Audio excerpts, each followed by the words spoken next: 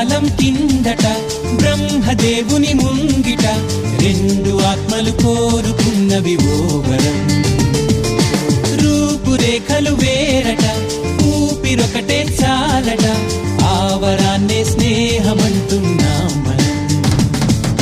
కంటి పాపని కాపు కాసే జంట రెప్పల కాపలాగా నిండు చెలిమికి నువ్వు నేను నీడనివ్వాలి. స్నేహమంటే రూపులేని ఊహ కాదని లోకమంతా నిన్ను నన్ను చూడగానే నమ్మి తీరాలి.